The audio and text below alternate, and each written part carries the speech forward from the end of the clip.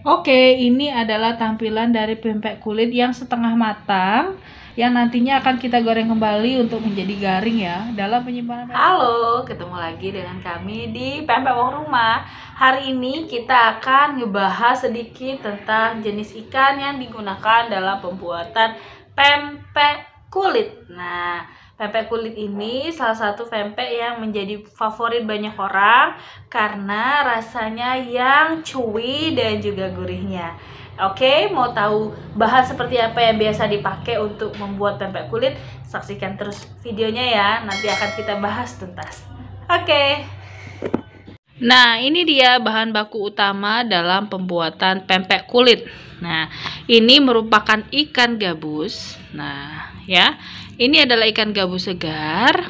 Tetapi biasanya saat kita membuat atau menggiling ikan, biasanya kita akan memisahkan kulitnya dari ikannya. Nah, berbeda dengan pempek kulit ini kita menggiling ikannya itu bersama dengan kulitnya.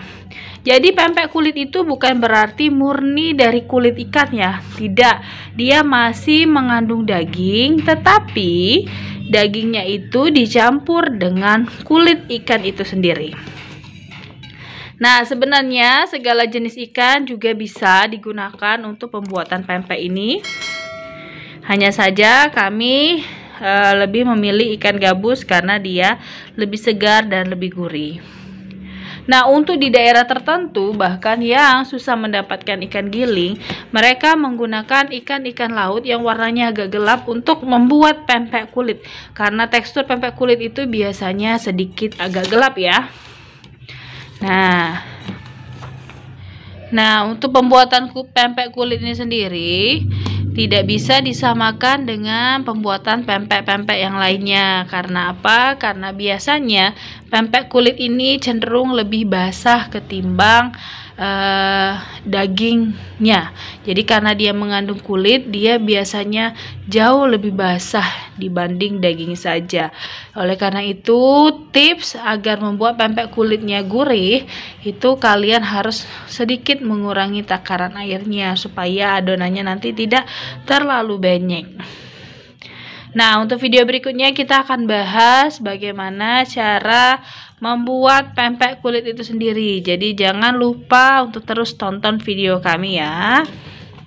Oke, bagi yang ada pertanyaan, bagaimana sih cara mencari pempek kulit yang baik? Kalian boleh juga bertanya langsung di kami di kolom komentar.